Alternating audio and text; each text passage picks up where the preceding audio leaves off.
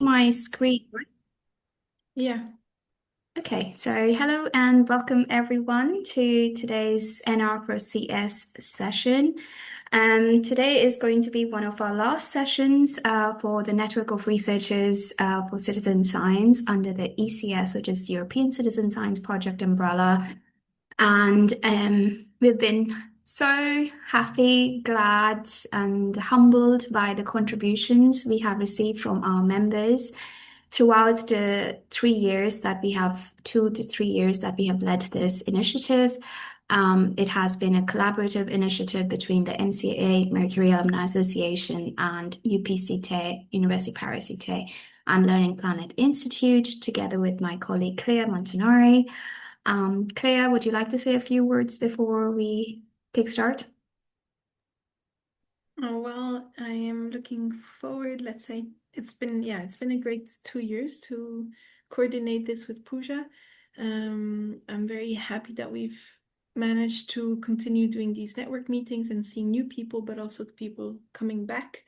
Um, I think we hope that they've been valuable. And I'm also very happy that it's continuing, and you'll hear more about it, about the house. I won't say it now. Yes, Claire, can you confirm if you're able to see the slides? Yeah, yeah, I am. I think we Okay, are. I am just gonna quickly make sure that our people who are going to be seeing the recorded session are able to see who's speaking as well. So I'm gonna share my screen again.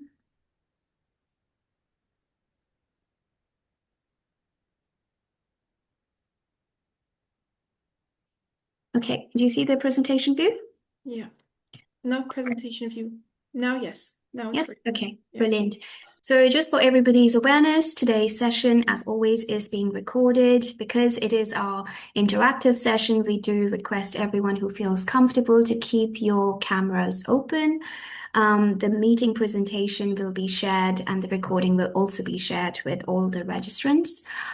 Today, we'll be focusing on the NR4CS journey, the why, who, how, and what, the events that we have collaborated in, the resources we've developed, a little about the ECS Academy that Claire's been working on, some of the impact stories and podcast series that's been collected within the ECS project, what we've achieved together as an ECS NR4CS community. We also will reflect on our next chapter. We'll have a little group activity and open discussion to understand what your needs are and how we may progress ahead. So, a little about our network. I can see many familiar faces, so you might all be familiar with these age-old slides. But if you're not, so the network kind of initiated from one of our tasks within the ECS project where we wanted to focus on understanding the gaps or the needs of our research community. So together with UPCT, Claire and Muki, we organized this survey to understand the training needs and gaps for the researchers, which took place in 2023. And some of the needs that were identified within the realm of citizen science topics was evidence impact, data quality, integrating more with public engagement, and of course, different forms of participatory research within citizen science. Some of the key challenges that were identified focus on confusion around the methods and the tools that exist. Of course, lack of support from the supervisors or institutes for researchers, and lack of collaboration opportunities. So, keeping all of this in mind together, we thought that how about we make a network of researchers, call upon the people who had filled in the survey and see where it goes. So, this was how it basically started. We had about 70 researchers so about 171 people filled in the survey, 70 responded that they wanted to be a part of this network. Claire, over to you.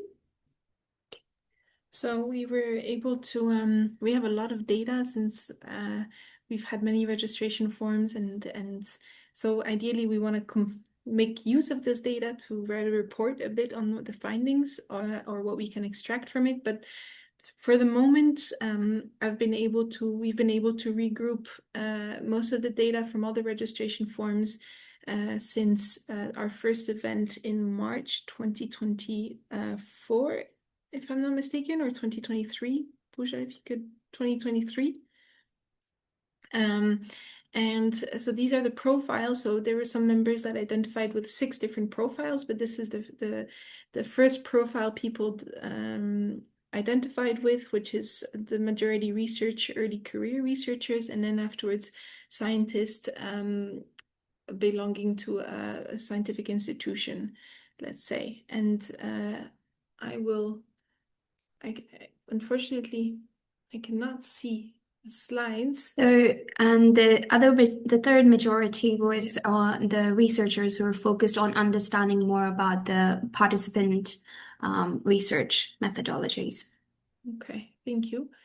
And then afterwards, our next slide showcases a bit the reach that this network has had across the world, let's say.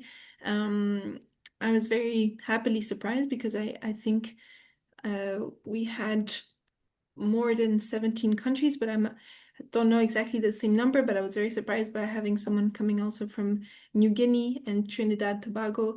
So very nice representation of many different people coming from many different countries.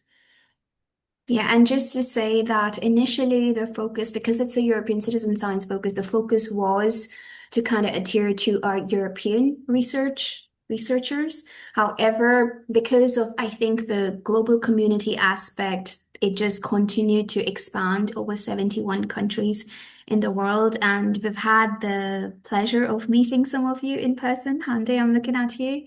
And we'll hear more about your experiences later, but it's been an absolute pleasure to have this sort of expansion within our network. And so this was also why people were motivated to learn, to join. And I'm going to once more retrieve the data.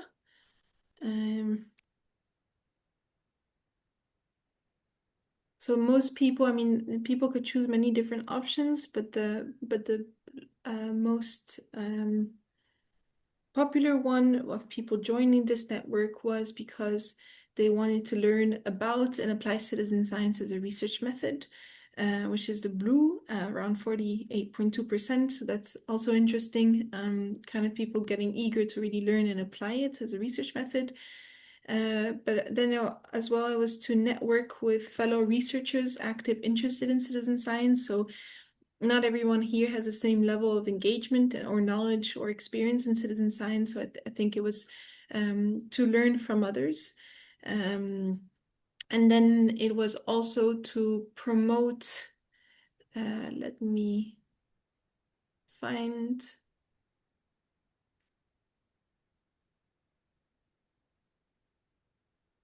So yeah, to promote citizen science as a research method was the third one. As we know, it's still not the most mainstream research approach. So it needs to be talked about and promoted, let's say, as a viable research method that has its let's say, value compared to others, and also maybe negative science. But still, it needs to be promoted in order to be understood. And the last one is to understand the concept better to implement it into our organization. So that's a minority, but still interesting to have people here that want to better understand this concept to then bring it into their institution or organization. And Claire, could you also mention a little bit about how this data has been assimilated over all the events that have taken place since? Yeah, I mean, the motivation to join the network, we only integrated after our 6th event, so it doesn't consider the first 6th event that we had. So this is from our 6th to our 15th event, so it's about 9. It includes 9 events. Mhm. Thank you. So As mentioned, we kickstarted in 2023 with a consortium meeting giving an overview of what NR4CS and ECS was all about. Over 2024, we had 9 events which we recorded and also put forth as open resource on Zenodo, so you can find all the summaries, all the presentations that were presented during these events, and also on the MCAA YouTube channel, you have an access to all the recordings from all of these events. As you can see here, we did try to focus on the needs that were identified for the topics that our researchers wanted to learn more about. And one of our strengths of our network has always been to also invite our members to be speakers in these events. So together with an expert speaker, we would always open call for anyone from the network who'll be interested to joining and speaking about their experiences, about their research within these network meetings. So in 2025, we started off with another event in February, which focused on drawing the line between subject and participant from saffron woodcraft. However, most of our focus in 2025 went into developing this group mentoring series that ran from May to July. It was about how to include the public in your research, which was a preparation towards the MSCA postdoctoral fellowship applications. We had about 79 applicants applying. We had a rigorous selection methods where we had a committee looking at all the applications received. From 79, we selected over about 29 researchers, and ultimately 20 participated in these one-to-one and group mentoring. We'll share the success stories later. We also had a very interesting collaborative event which focused on health sciences, which is a topic that is so interesting and complex. And for this event, we also collaborated with one of our consortium partners, which is Science for Change, together with EPCT. And Clea was one of our speakers as well. And then this year, we've had 4 events, including today's. We've focused on a part 2 of a better data quality in citizen science delivered by Jeremy. And we also, just this month, we had another event that focused on science communication and citizen science. Again, all these recordings are available on MCA YouTube channel, and in time, we'll also be posting the presentations and summaries from these meetings on Zenodo. So this is just to give a snapshot. We've also had many in-person workshops, events. We've collaborated with other projects.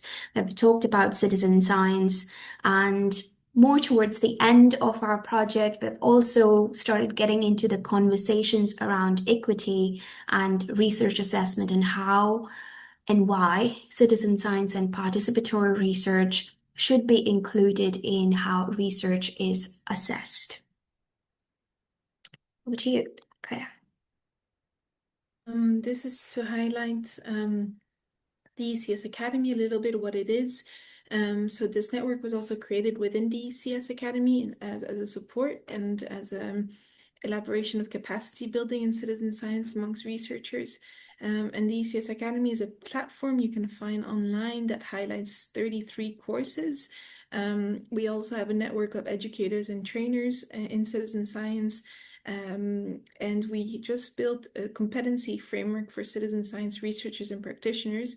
And by competency framework, we mean it's a framework that highlights skills, knowledge, attitudes, values that define or that can characterize a citizen science researcher or practitioner. So this was created with 160 people in total coming from the community, and there's already an online version that is not the final one, but another version will be published soon. And this eventually will hopefully guide creating learning paths for researchers and practitioners coming into the field about how to start and how to gain the competencies required depending on your path, let's say. This is one of the other legacies that came out of the European Citizen Science Projects, which are 2 very interesting and nice booklets. that highlights, in the first one is the impact of citizen science, which are 12 stories that highlight what has come out of citizen science projects. And because some of the impact cannot be offered just by data, but also by anecdotes and by people sharing their stories. And then the second booklet was looking at citizen science policy impact and economic value. So also SMEs, so small, medium enterprises engaging with citizen science within their business models, and also what is the policy impact that citizen science projects can have. And these two booklets are available also on Zenodo with these QR codes, free of access, and we've used them to promote citizen science within the policy context as well. And then more recently, a podcast hub has been created on the European Citizen Science Project with many different podcasts talking about different citizen science topics. And this will continue as well. So you can listen to them. They're, I think, relatively short. Carolina can tell us, I think it's around 20 minutes or so, or 15. And yeah, 15 max. I didn't know if you 15 minutes. wanted me to speak. Yeah, 15 max. Yeah, no, Yeah. thank you for sharing. Exactly. And yeah, Carolina, just who's the coordinator from EXA of the European Citizen Science Project with us today, shared with you the link, and you might hear from her afterwards. Here you go. Thank you so much, Claire. So just a snapshot of, in addition to, of course, having all these amazing events and interactions, when we look at our journey as a whole, we are proud of a few things that we have developed together with our community. As mentioned earlier, all our events, all our initiatives have always focused on bringing our network members, our community into the work we do. So we're focused on empowering early career researchers to share their work and lived experiences through these events. We want to break the hierarchy that exists in elite academia. So we always kind of encourage young people to come and present and also gain experience like that, to widen the diversity and inclusion. Although our focus was required to be around Europe and European-centric researchers, however, given our dissemination, communication, and efforts, we have now, as you saw, over 71 country participation. And this number is actually not true because we have close to 450 members now, starting from 70. We've also consciously focused on cross-disciplinary topics to have a broad mainstream representation of themes and scientific research backgrounds within our participation. And we've always asked for feedback, which we have woven into developing the new series. So even the idea of like developing a mentoring around postdoctoral fellowship for MSCA came from the needs that were advertised by our research community. In terms of accessibility, whatever we produce is openly available in Zenodo and MCAA YouTube channel, which we'll continue to do. In our efforts to recognize the efforts of our research community, we have also produced certificates for not just our participants and speakers, but also our member speakers. And in terms of impact, we haven't shown everything here, but we've been collecting impact focused on the qualitative aspects of the gain in knowledge, in motivation, in confidence. And we have seen some brilliant results, which we'll be assimilating and publishing on Zenodo sometime soon as well. And one of the tangible outcomes that we had from our mentoring was one of our researchers received an MSCA postdoctoral fellowship this year, and almost 3 received the Seal of Excellence, and many others also got very high percentage. And in terms of sustainability of our project, we maintain this collaborative effort to keep the NR4CS running after the ECS project end as well, and we will be discussing more on this very soon. So what is happening next? Even though the ECS project is officially financially coming to a close this July, we will be continuing these efforts, and we have, as Clea mentioned, the coordinator of the EXA project, ECS project, working at EXA here. Carolina, I don't want to put you on the spot, but if you feel free to introduce yourself and also share a little bit about our ambitious collaborative future project. Of course, no putting on the spot. It's fine. I've put you on the spot many times. It's fair. I'm super happy to be here. I'm sorry I wasn't able to be more part of this whole process, and I am so happy that we were able to form this network of people that are equally excited about citizen science. And because of that, unfortunately, the project is ending. This is why I look a little bit sad, because it has been really such a privilege to work with Pooja and Clea, and to do the work we've been doing together and learning together also how to make citizen science meaningful for everyone. And so we want to continue doing this, of course, even though the project is ending. So the three of us, with other project partners, have been discussing the ways we can continue facilitating these meetings and giving you training, and also have conversations on what is needed. What is it that you need to continue together as a group, and where do we want to go as a group? So this is still quite vague, I know. As the project is ending, we have to do all the contractual things, but we will definitely devote time to continue this conversation. I don't know if this is what you wanted, Pooja, if there's something more I should say, but Thank you so much, Carolina. I have, so kind of an assimilation of the discussions that we've been having in the last couple of months. I have put forth what we think the network will be. So we will continue to have these thematic meetings, which will be focused on citizen science topics. We'll have expert speakers, but as we mentioned earlier, we want to keep the community engagement alive. So we'll also have representation from our network members. We will be focusing a little bit more on the peer exchange, which we didn't or couldn't do in the last 2-3 years. So we'll create more spaces focused on peer exchange, community discussions. The frequency of meetings will probably reduce a little bit because, as we mentioned earlier, we are still looking for financial ways to support this network running. But in terms of growth of the community, again, based on the needs that have come forth over the years, we will be dedicating a subgroup within the network focusing on the needs, challenges experienced by early career researchers. And to facilitate that, we will be giving them more involvement. They will be able to lead some of these sessions. Of course, we'll be there to support them, but they'll have the opportunity to also work on their networking, collaboration, communication, engagement skills also. One important change to be aware of, because to keep everything GDPR compliant, we will need you to re-register to this new network whenever we have the data and all the forms finalized. So you will be hearing from us, and we'll reach out to all our members who registered, gave their consent to be part of NR4CS. You might have to re-register because the ECS project is ending to be part of this new network.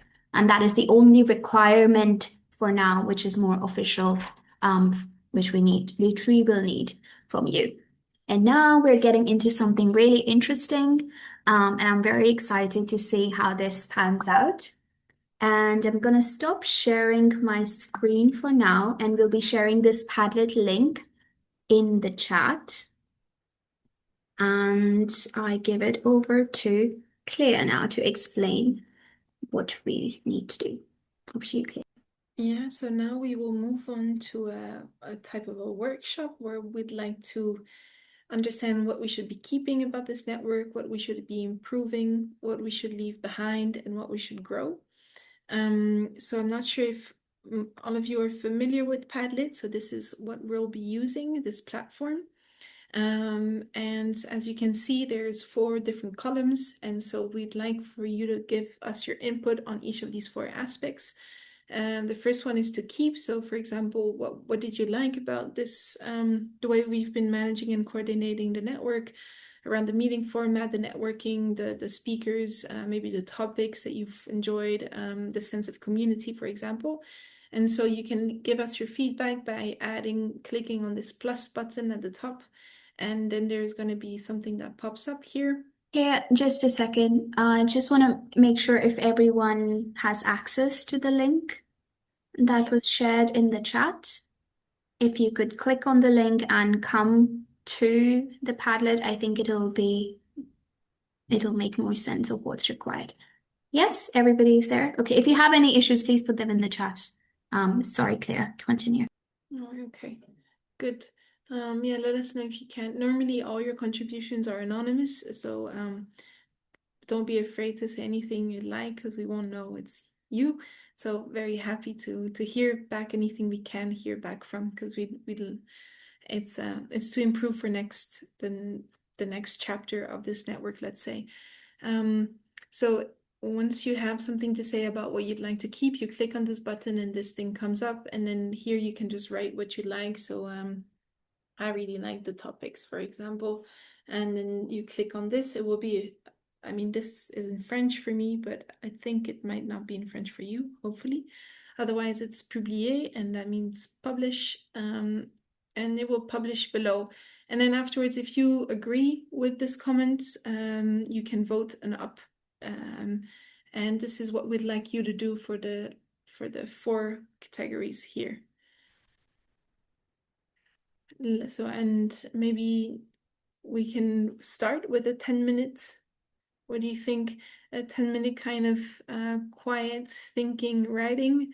And then if we need more time, then we can see we have time, let's say. Yes. And sorry, Claire, I missed it, but did you also mention how to make a new field altogether if someone has a completely different idea? You mean from the keep, the improve, the leave behind, and the grow? Yeah, something that falls outside of this scope if they want to mention I think you anything. can click on this button, yeah, and create a new section. But Yeah, I'm so feel sure that free. sounds good. Yeah, feel free to put your comments, even if it's something completely different to what's been suggested. And then, of course, we'll have an open discussion with everyone where you can also expand on your comments. And finally, we would also invite anybody who feels comfortable to share their experiences later. But so it's 12:30 here. It is 12:30, right? CEST? Yes. So yes, we'll resume around 12:40. I think if also what would be really helpful is very a detail, let's say.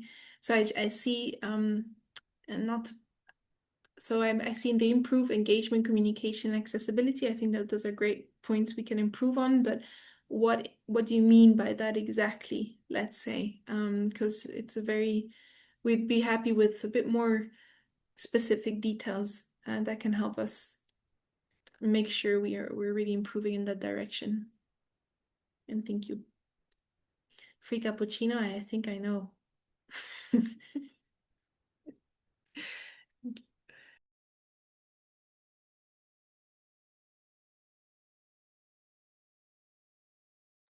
Leah, I invite you as well to participate.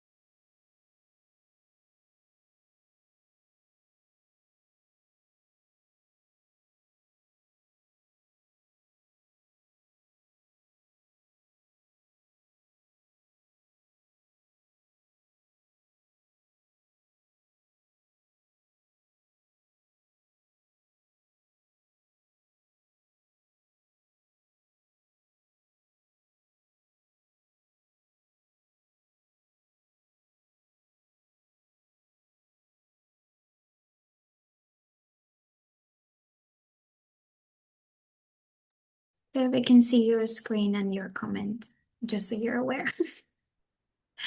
Feel free to stop your screen share and we can resume that to go through the comments.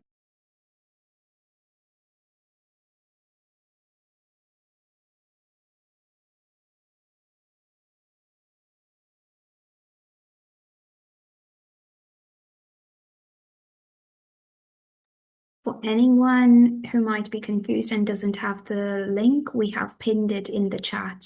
So it's a Padlet link, which you can use to share your feedback. And then we'll have an open mic after this.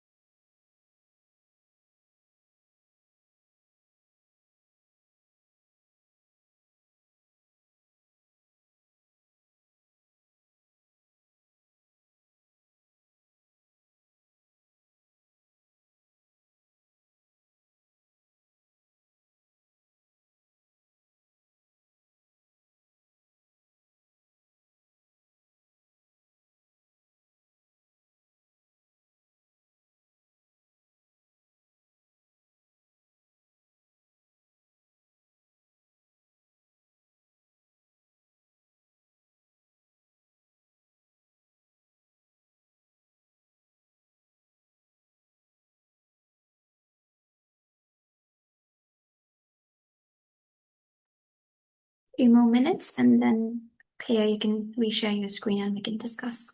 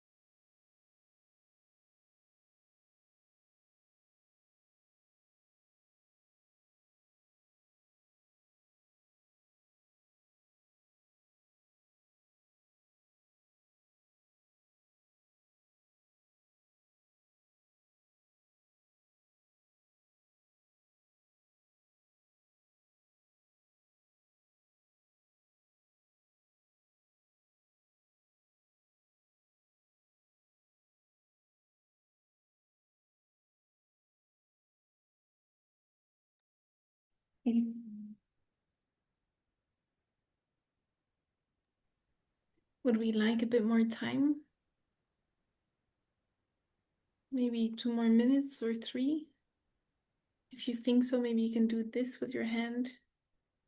If not, then like this. Okay, thank you, Silvana. This is very interesting hand gestures. Sometimes used instead of clapping, So you make less noise, we're like, yay. All right, well, maybe let's finish. Thank you very much for all your contributions. So, Pooja, you'd like me to share my screen? Nice. And maybe we can discuss and refine these comments a bit more if we feel like it. So what we've highlighted to keep. So expert speakers got also some high votes. So this is a great news. So the networking and expert speakers, and maybe we could expand a bit what we meant by the networking. Is it the ability to ask questions after the expert speakers and the network speakers? I guess that's a bit of the networking that happened. If anyone wants to open their mic and let us know what they meant by that.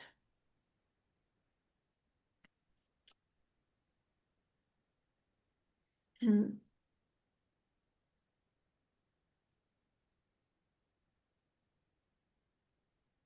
if not, we can move forward. Then participation of members to show the variety of projects and activities. So that's great. I love the different topics that were engaged with in the network. That was mine, and I think you saw it, but that we were able to give shorthand trainings and that it could also be informed by questions. So I think you saw by most of our registration forms, you could ask questions, and I think that was really nice. Would like to publish this because I think it can also be useful for if you're doing trainings with citizen science, you can also get an understanding of what people want to know about in relation to a certain topic. So that's something we need to do, submit these questions, and I think it would be nice to continue doing that. And Claire, sorry, in the past we did have, I can't remember if we really practiced this or not, but we had the idea of asking community members to contribute to answering those questions as well, not just experts. I think we started doing that and then somehow it kind of got discontinued. Yeah, I think it was not easy to understand how we could best facilitate this. But ideally, it would be like a crowdsourcing question and crowdsourcing answers. And we also have this network of educators and trainers. So, I mean, we have a lot of people being engaged with these two networks and even a third one. And so it would be very resourceful if we could get answers, and it's also how to mediate different answers coming for same question. So it's there is more to think about, and we didn't finalize these thoughts, let's say. Yeah, and if anybody has any suggestions, if you've done any similar work or you have any ideas, please feel free to share with us that we can incorporate in the future. I'm just gonna get my charger, Pooja, if you want to. Okay, sure. I can't move your screen, but I'll continue in the improvement section. So we wanted to know that which aspects of the meetings or community that could be improved. Some of you said engagement, maybe through a hybrid conference. Yes. Finances kind of govern this bit, but hands down, in-person meetings can't be replaced by remote networking. So yes, I think this is one of the spheres where we have been discussing together with EXA if we can get some support or some of the members. Carolina, I don't know if we have any concrete stuff to share on this account just yet. No, not yet. We have to take the time and yeah. Now with the ending of ECS, I haven't been able to devote the time I want for this. So But the ambition and the hope is there. and is shared through the organization for sure. Yeah. Yeah, absolutely. So yes, we will be working hard towards getting some funds allocated to travels and events in person going forward. improve accessibility of the content created in terms of which platforms or formats it's offered. For instance, platforms similar to Coursera, Moodle. That's very interesting. Clear, ECS Academy and Moodle. Yeah. So the ECS Academy is based on Moodle, and the courses are on Moodle. And so I think it would be we could add their PDF slides, what we receive from expert speakers or from network members, and these could be added on a Moodle to create a type of a course with all the material that we've had over the past year. So this is an option. If you yourself want to create a course, it's also an option, and that's part of the ECS Academy services. And I mean, I wrote in the grow aspect that it would be very nice if the network would be somewhat more linked with the courses on the ECS Academy, or if it could inform some of the training needs. So it's a two-way kind of flow between the two, because I think it's very relevant and useful.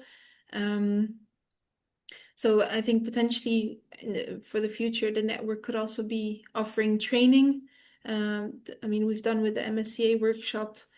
It's not a course on the ECS Academy per se. The slides can be made available, but it's not a course once more on the ECS Academy. So maybe there is value in offering or directing, or yeah, having ideally the ECS Academy will offer instructor-led courses in the future as well, and they might be using the Moodle.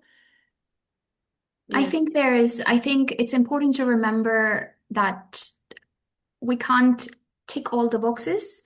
And what started as, because I think the strength of this network has been engagement aspect and bringing up members to share their experiences, to gain that experience or presenting their work as well. So I think of course, there are resources available on ECS Academy, on Moodle as well, which can be combined, and we can probably signpost a bit better if we have corresponding training or recording that we can double post so that people can access multiple forms of knowledge at one place and don't have to themselves find out what course exists on this topic. So perhaps there could be benefit in gaining some of the exchange that happens in these recordings that they can view freely on the MCA YouTube channel and then be signposted to a course that exists, probably delivered by someone else, and it could be more of a collective knowledge development rather than, just this network delivering to all the aspects. The next point I would invite someone to expand on because so improvements in engagement, of course, yes, communication and accessibility. We would love to learn what you mean by that and how we can improve. I think it'll benefit us to understand what we missed, how we can improve. So if anybody wants to expand on that, either in chat or by raising your hands, please do so.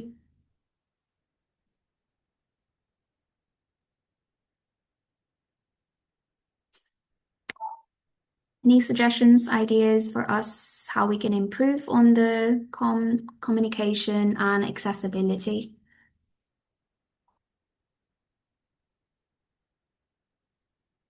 Anything that you've seen in other networks that you've really liked and think that this could actually be really good to incorporate moving forward? Because it has 5 upvotes. Come on, help us here. I don't know if we have to open the microphone or just write. Whichever you're comfortable, you're free to talk.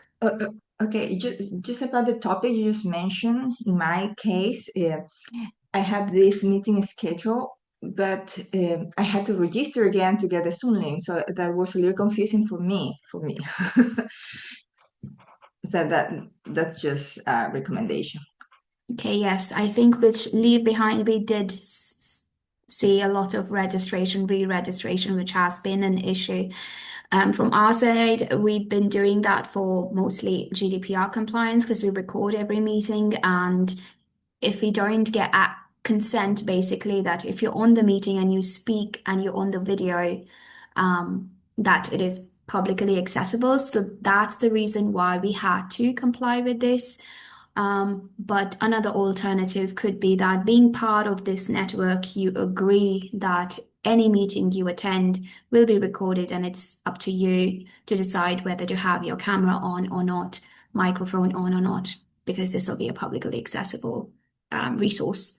So definitely that it kind of felt like a pain for us as well, to do that every time. However, we incorporated a couple of things, which was to call upon network members through the registration form to ask for questions for the specific events through the registration form, but perhaps there could be a less painful way to do that and not go through the whole registration each time. Yes, Hande. I didn't comment because I think communication was one of the strong suits, so thank you for that. But just at least from my experience, every time I had to register and like enter this seemingly similar information, I was always questioning, especially in the sense of like, where in the scope are you in citizen science? Like the first time I filled it out, I would have assumed that I was in like in the first stage, but then in the third stage. So I don't know if this was incorporated in data assessment altogether. So I think that was one of the confusions of like, do I state the state that I started or the state that I was at that point of registration? So maybe that could be somehow like integrated, so it's not or maybe if the points have been entered, there could be a button. But I do understand that some people might not prefer, and you might miss some data. So it's a very neck to neck situation. So the more the better in regards to if there's any let's say need to enter this data. I think the community is more than willing, at least to be providing these answers. But at least on my side, I was always like, I feel like, I wonder what category I put myself into, because like 2 years ago of what's of the work that I was doing versus after the engagement, I was like in a more different stance. So that was at least a confusion that I had when I was entering the data. Thank you so much. Thank you, Hande. You mentioned something which is very important here, because in the beginning, yes, that was exactly why we had mentioned this. We wanted to see how attending each session was increasing confidence, increasing motivation, or how it was changing absorption of knowledge, like confidence to talk about these topics with your peers. Because as Clea mentioned, we didn't have from the get-go the same registration form, and we were also learning together with our community that what would be the data points which are qualitative and can't be grasped with just numbers, like how are your confidence levels improving? And we loved these questions, but yes, we probably can think of ways how this can be less painful for our members. Another reason was because we were constantly getting new members. So it was also a matter of balancing the information we've collected from old ones and new ones. Perhaps this could be a twice in a year. How did you start and where you are instead of each session? That could also be something to think about and incorporate. But yeah, we completely understand. But thank you so much for also understanding our perspective of data collection. Appreciate it. Yes, Yosian.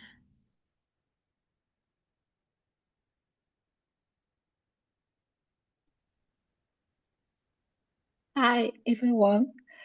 I would like to give some idea about how we can engage member of the network.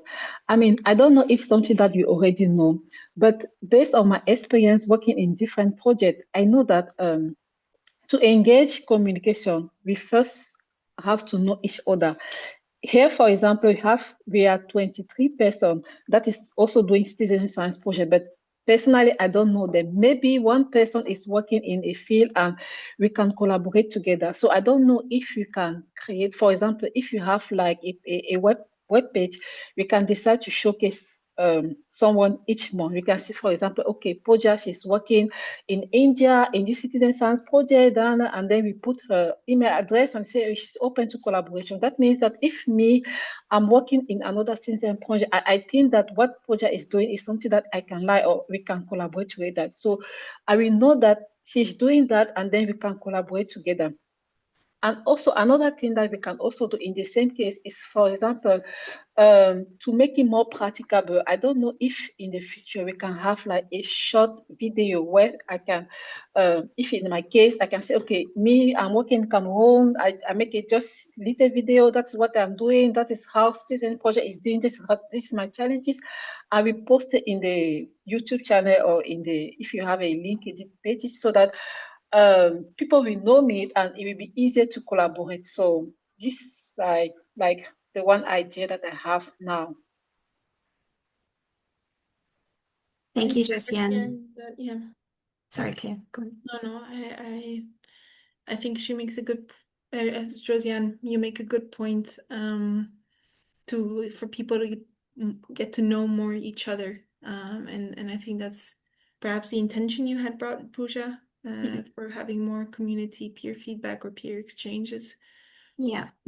And to be utterly honest, this was what we wanted to achieve from the very beginning as well. And we managed to have a couple of feedback or interactive sessions. However, from our perspective as coordinators of the network, we often see whenever we have non-thematic meetings, the turnout is very poor. But perhaps that could be something specific for the community that does want to interact and communicate and collaborate. And perhaps we shouldn't be discouraged by numbers. And like, yeah, even today, people speaking out are people who have been part of our community for a very long time. Okay, Claire just mentioned that she'll be back in 2 minutes. But yes, we completely understand that. And I think community engagement does seem to be, in all the different projects I handle, the most important pillar, even bigger than actually gaining knowledge about a topic. It's just very interesting understanding and feedback that I have kind of realized over the past couple of years, that people really want to connect and get to know each other and know how to collaborate. Thank you so much, Hande. Thank you so much. Yes, we had the opportunity of meeting Hande in Oulu in Finland, which was so nice. Hande, do you want to? I see you need to leave soon. It would be at my heart not to say something. Again, first and foremost, dear Pooja, dear Claire, thank you so much for the efforts. I think your warmness in all of these sessions have also enticed, I think, a lot of people to create a safe space to be discussing, collaborating, most often discussing things to improve altogether, because sometimes the clarity comes when there is a safe space to do that. And this has encouraged me to come to Ulu, quite a bit of distance from Turkey altogether. And I'm really happy and very encouraged by the colleagues that have put their warm hearts out there. And I'm very happy to be part of this committee. So thank you again, with my utmost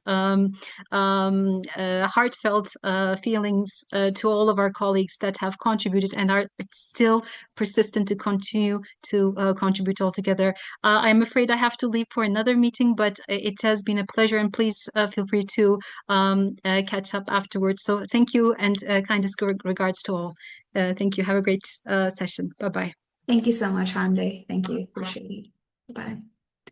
Yes, we met early in Finland for the EXA conference earlier this year, and it was just fantastic to know how inspired Hande felt to come and meet us in person. And I think we met like 1 or 2 years ago on one of the virtual sessions you attended for NR4CS. So just to show that community collaboration and networking can lead to some really good friendships as well. Thank you, Hande. I'll let you go to your meeting now. We'll catch up later. Thank you.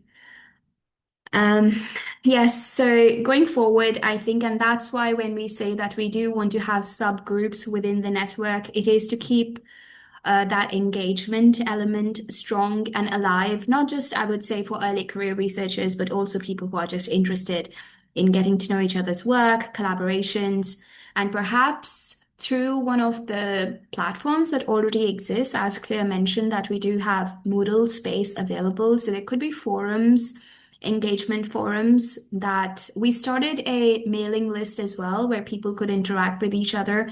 But again, this was not so successful. And most people did not want to speak out in the void of a mailing list, but maybe a forum or a place where you have your dedicated profiles, your interest areas, and GDPR compliant ways of you showing your interest to collaborate with other people could be good in that aspect as well. Anybody else would like to say anything in terms of improving before we move on to leave behind? Anyone wants to put their feedback in the chat? Nope. Okay. So I think in the leave behind section, one of the biggest points, as I've discussed already, has been the painful registration or re-registration.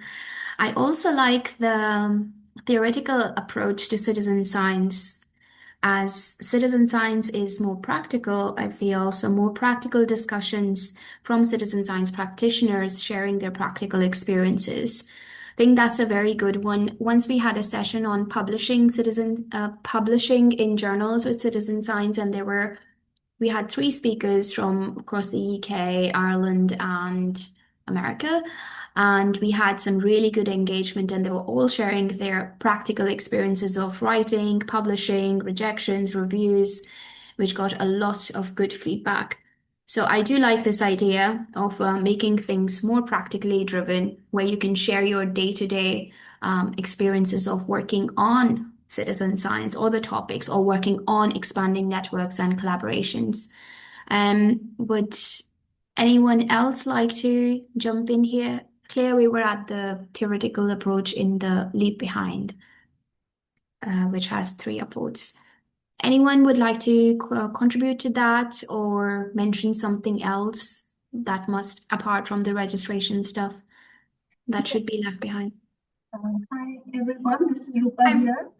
Hi Rupa, yes. Yeah, I'm the one who wrote that, and my view was when I wrote it is to get more on-ground citizen science practitioners on board, like coordinators. They may not be researchers themselves, they may not be the scientists themselves, because that's more the academic and the publishing side. But I was meaning more of the non-publishers, like the actual volunteers, the actual on-ground data collectors, and what they experience, how they work, because they are the main citizens who are getting it done. Then the scientists and the publishers and the researchers are writing them. So to get them on board, to hear what they have to say, preferably the going forward younger generations, because if they can understand and they practice citizen science, even as volunteers on a daily basis, I think that is what is our aim, to make the world a better place. That's what I meant. Thank you.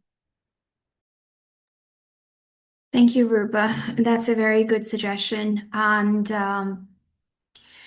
so from our perspective, yes, we would absolutely love doing that going forward. From our perspective, in the beginning of the project, at least, all the different partners involved in the ECS project had their own communities. So for MCAA, it was the research community, because we are an alumni association, of course. For other partners, it was local communities, local actors. So I think in one of the projects, which was focused on health, we did try to bring in some citizens who had participated in health projects. However, we really struggled. Even people who are working with citizens firsthand struggled to bring them on board to such events. So if you have ideas of how do we reach that population, because at least from MCAA's perspective, we don't work directly with non-academics or non-researchers, so it is hard to make connections, collaborations, and invite them, but it's not impossible. But if you have any suggestions or ideas of how we may do that, and Claire, feel free to jump in from your experience as well. One of the idea is a person like me. I'm a citizen science volunteer. So if more people like me are approaching, or is there any way to advertise for that, that actual citizens, they can approach your organization and get on board? Because whenever I read all the notifications or anything, whether it is LinkedIn or anywhere, I always get the impression of either researchers, scientists, or academics, or graduates who have studied on these subjects are the ones preferred.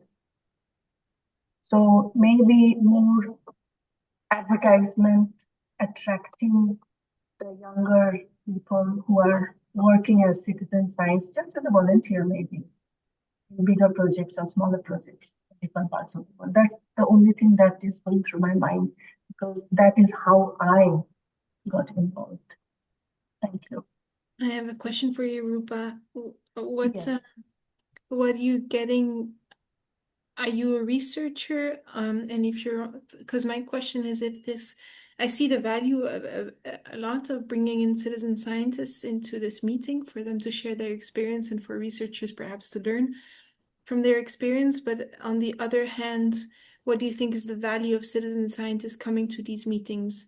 Because that's always a bit of the, just to make sure that it's also valuable for them to be part of this community and not one way. I think because I have been an academic librarian as my profession before, I always felt a disconnect between the academics and the actual students. So that inspired me to bridge this gap, and that's why probably I'm staying here. That how can we get their inputs? What do they think of citizen science? Which will actually, or how are they practicing it? Because that's what will improve the courses, the theoretical courses that your organization is creating, or even the scientists and the publishers or the faculty, etc. Whoever is involved from the academics part, I feel there is a disconnect. Maybe that's not what the younger people are looking for. Yeah, no, So to get them more motivated to take up citizen science, I think they have to be on board to speak out and share what they are looking for. that I agree. Well, I mean, I feel there's a lot of motivations to why citizen scientists join a project or engage, right, in citizen science projects. And I would just like to think, why would they want to engage and share their experience here in this network? Because it is time consuming to do this, and sometimes you don't get the results, immediate results of doing that. So I feel like we wouldn't have to think of a format that makes sense for them to contribute and for the researchers as well to get input or insights. But yeah, we have to think of a way that it makes it relevant for them as much as for the researchers. Yeah, and true. I don't have that much experience as all of you, but it is an idea that is sitting in my head, and I also feel eventually we are creating these courses, and we are doing all this to encourage the next gen so that they can carry it forward. So if we don't hear from them, how do we know what they want to see? Maybe this is one reason they may not be motivated. I mean, enough. no, I think that research does take into consideration the input of citizen scientists, so trainings are shaped as well with that input. So I don't think that trainings are not taking, I'm not speaking for all trainings because I really don't know, but I believe that some trainings are to form citizen science research do consider citizen science feedback, because I think it's generally very project based. So the citizen science project will get feedback from their participants and will adapt their project to their participants' needs, because it's so context dependent. So I think citizen scientists I'm not speaking for all projects, but some projects do listen to their citizen scientists. It's I mean, citizen scientists are not, I don't think, engaged necessarily in citizen science, or if they do give feedback to researchers, they ideally they really see the outcome of their feedback being implemented. That keeps the motivation high. But Rupa, maybe one thing that I would suggest if you're interested in doing this, and maybe this is what you can do, speak with Carolina and Pooja, but create a subgroup within this network, basically of citizen scientists to think with researchers or to exchange experience. But I feel like if you're interested in doing this yourself and helping this network evolve in that direction, I feel like, I mean, to speak with Pooja and Carolina, because I will be less involved next year. But this could be an opportunity. Yeah. As Pooja mentioned, maybe Pooja doesn't have direct link to this community, and it's hard to get linked to this community. So if you have an idea of how to, or you would like to work more on this, then I feel like it would be welcomed by this network. Okay. I will think about it and I will get back to you. Thank you so much. Noted. Thank you. Thank you, Rupa. You've raised a very important point, and yeah, we'll definitely be happy to hear more, talk more with you. And if you have access to such a community, we can work on it together. And as Claire mentioned, it will be very valuable, even for researchers and citizen scientists, to have this interactive dialogue and a space where they can exchange their experiences, challenges, and ways to collaborate better. I think it will be very valuable for researchers also. We try to do that within the limited capacities we've had in the last couple of years. However, it wasn't very successful. But just to mention, from my personal experience, whenever we do utilize tools that we have for communication, for dissemination, they do end up reaching the communities that we are mostly part of, just how the algorithm works.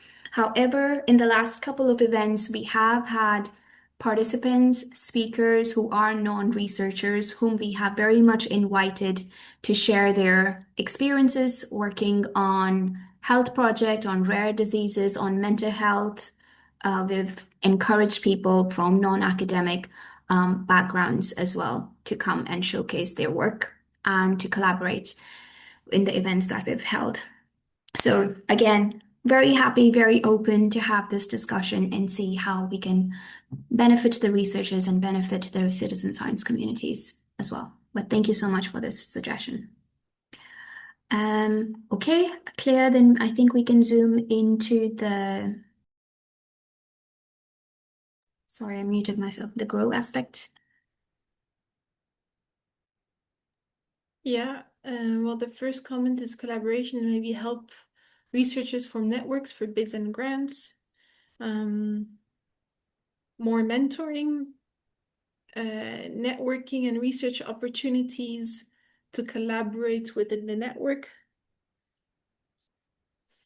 Access subgroups could support new directions. Perhaps a citizen scientist researcher, for example. Mentoring, collaboration, networking events, and community facilitation. Involvement of more millennial and Gen Z citizen scientists.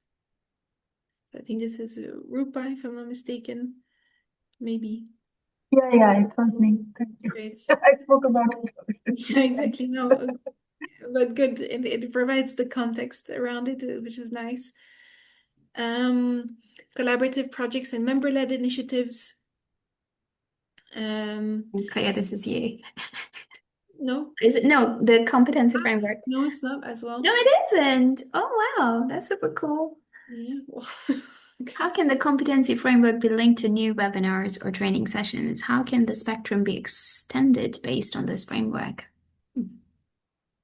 yes. And a working I think, sorry, do you want to share a little bit about that, Clay? That's a very interesting suggestion, the competency framework. well, yes, it's as I mentioned, and I do have a comment around below. I put my comment around the competency framework, but the competency framework, I can share with you a little bit what it looks like if you're interested to share. Let me see. So I'm just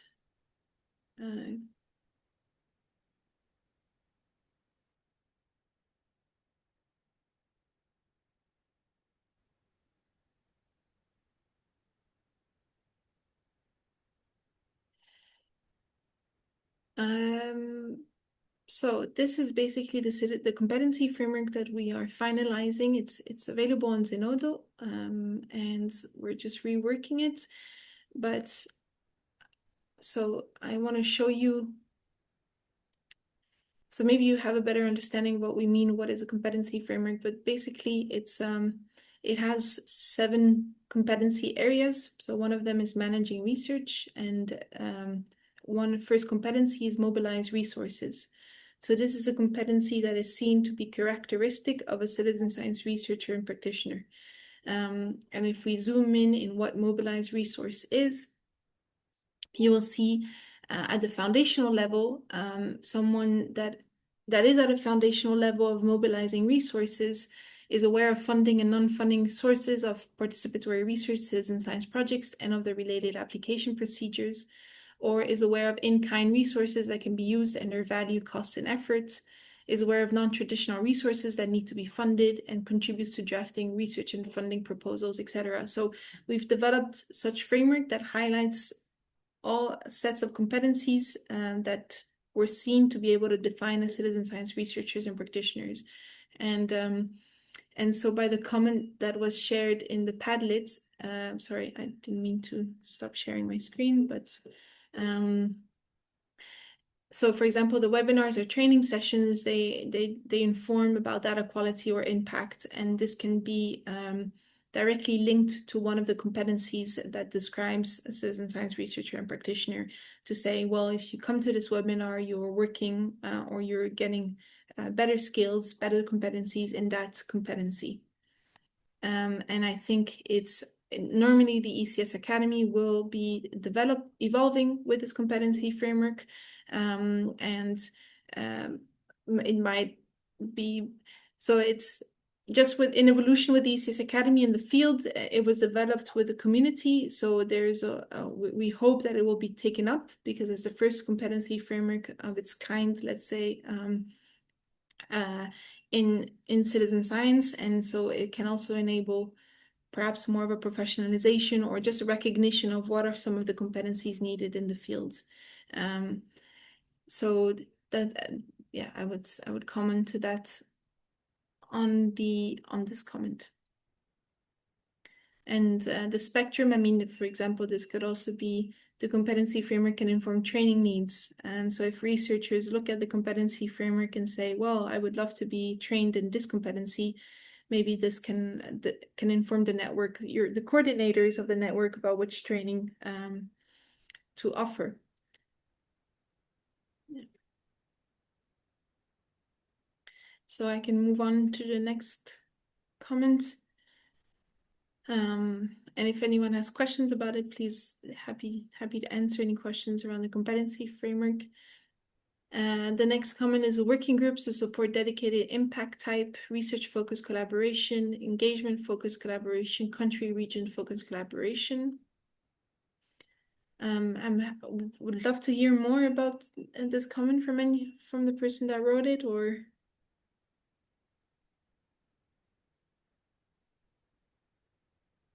I really like this as well, because as we've seen in the past, national context determines a lot of the work that you're even able to do, and establishing local connections could be very valuable.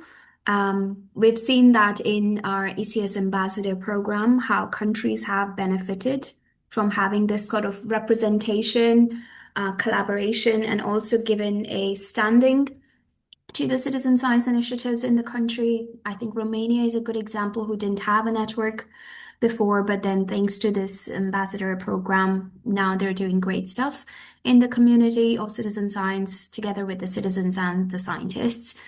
I think most of the growth is around collaboration and engagement, and this is something we will definitely be focusing on moving forward. How do we make this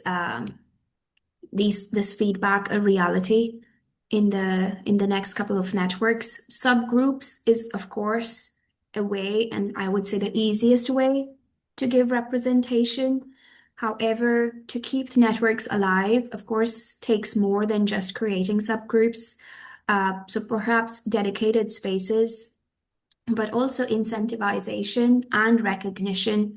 And I think, Claire, if we do focus on the citizen science competency framework and help our community gain the skills, like targeted skills, it would be kind of a full circle on what should be and what is recognized in research when it comes to citizen science.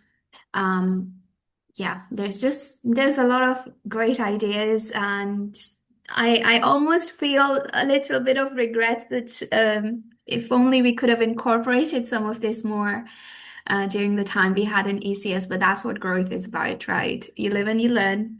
Yeah, well, I mean, it's good it's continuing, right? So you Yes, yeah, for the next. absolutely. Okay. About this comment, I would just like to share, for example, we have a mailing list for this network of I researchers. mentioned about that earlier. Because I think, for example, for country region focused collaboration, I think it would be really, this could happen within this network because there is a lot of people coming from different countries. So if you do want to find people from your country, and I think maybe that could be the role then of the coordinators to facilitate perhaps those meetings.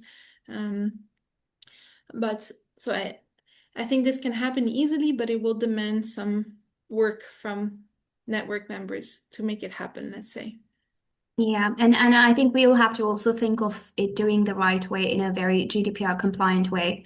Um, WhatsApp or LinkedIn group, no.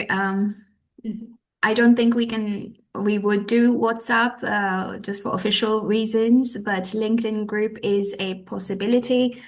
I think I first would like to explore this within this ECS Academy, where such forum space can exist. We've talked about this, and I think we went ahead with the idea of creating a mailing list because for compliancy reasons, it seemed to be the safest option with the network. However, given that the need, and this is something that we've majorly missed within this network of creating a community that can engage with each other, which the mailing list could not achieve, we'll definitely be looking into how to make this group more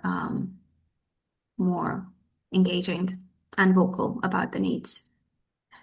LinkedIn could be an option. Thank you, Maria. We'll have to kind of look into that. Claire, we're also coming a little bit closer to our time, so if we could quickly see if there is anything new. That's a comment that I did. So just yeah, I'm excited for the ERC group to happen, but to make sure that the network keeps mingling and mixing, and it stays a network as a whole with maybe different kind of branches, but that there's still a lot of value of many different intergenerational and in different career stages exchange happening. So that's it. That's my comment. And I think that's, yeah, for the competency to be made relevant to the NR4CS. That's also mine.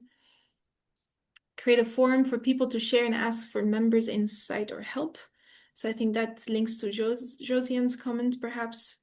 And I think Josiane is no longer here, or if you are, I didn't see her, no. No, because I would have loved to know about methods and ways for people to get to know each other and exchange about where they come from, because I've tried a few times in a different network and it's not the easiest thing to do, but I think it takes time as well to do this. Involve representatives of funding organizations. So I think this could be maybe a session you have with a funding organization to bring them in. And then for the network to be more linked with the ECS Academy through its link, yeah, that's me as well, through its link with courses already there or informing training needs. So I Thank think you. that's it. Thank you. We do have another nice suggestion from Maria in the chat. Have you considered providing a badge to the NR4CS members? A badge. Badge. We have the certificates. Yeah. I think with the ECS Academy, perhaps at some point it can generate badges. So I think that's for Pooja and Carolina to think about in the All future. right. But the certificates, we will send out a feedback form, which is maybe where you want to go, Pooja. Yes. Sharing. Yes. Thank you very much for all your comments and contributions to this Padlet. Thank you for your facilitation, Claire. And let me get my bearings again. Alrighty. So, what's coming up next? So we have shown you that some of our project collaborators have done wonderful work in collecting and creating these impact booklets. Claire and I, didn't have the capacity to do this within the project. However, we have been extremely touched by the comments, the messages, the emails we have received from our members, and it inspired us to look into if we can, even after the project ends, create something, a small version to kind of give gratitude and showcase how our members have enjoyed this time together, benefited, or even started their own initiatives. We know some of our members have received grants, even completed their graduate degrees because of the inspiration they felt from the network. We want to highlight these experiences. So we'll probably be reaching out to you. We're still working on it, but we'll be sending out not a painful, Claire, this is for us to manage now, not a painfully long feedback form, something that also brings into account things that we have discussed today, which will also help us build the basis of why we need to focus on certain aspects. So within this feedback, I think to make it easier for everyone, we might just come up with a couple of questions which you can answer if you want to share your experiences, and hopefully we can build that into our mini version of Impact. Stories from the network of researchers will also be asking you specific topics on training needs so that the next sessions that we build after the end of the ECS project are, again, community focused, community driven. And if the topics we have missed in the past, we can kind of concentrate on, of course, in addition to what you've shared with us today. Again, to continue with recognizing your contributions, we're also working towards building the NR4CS certificates, which will be open for all our participants in the different sessions, our speakers, our member speakers as well. We might integrate this together with the feedback form, and just a gentle reminder that in the next couple of months, we will be sending out emails to you asking for new registration just so we are compliant with the new network. But in the meantime, if you have any suggestions for us, any ways to improve, if you want to catch up, you can always reach out to us. I think Claire's email address will be valid until the end of August, Claire, or yes? Yeah, I think you'll probably see me in different ways and forms. Yes, absolutely. But I've also shared my MCA Marie Curie email addresses, which will be here even after the project ends. So with that, we're kind of done with the presentation. We still have a couple of about 2 minutes left. I would love to take a photo with the network. So if you're here and if you feel comfortable, if you could please open your cameras so we can look at your lovely smiley faces. Whoever feels comfortable. Okay, I'll give it another minute. No worries, Pankaj, we'll crop you in. Uh, So, okay, are we all in the screen? Yes. Okay, on the count of 1, 2, 3, I'll click, okay? So 1, 2, 3, cheese. Hold on, I'll take another one. Okay. Last chance for anyone else who wants to open their camera.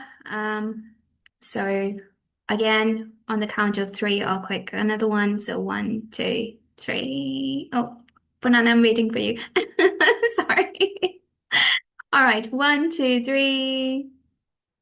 Thank you very much, everyone. It's been an absolute pleasure having you, growing with you, learning from you, working with you. And I was telling Claire yesterday that while making the presentation, I was feeling quite emotional because when we started this, we had absolutely no idea where this will go. And it's been such an enriching process and time. I have learned, I didn't even know. And actually, Fernanda, I was thinking of you because you interviewed me for this position in July 2023. So all thanks to you for giving me this opportunity. I think we made a good choice. Hopefully. Thank you, Fernanda, for bringing in Pooja. Well, the credits are hers, not mine. Yeah. Yeah, and Carolina, thank you for coordinating the ECS project. It's been an absolute pleasure working with you, and of course, we've built this ambitious collaboration together, which we'll continue to build. Just So, the beginning. yes, Claire, any last words from you? Too many things.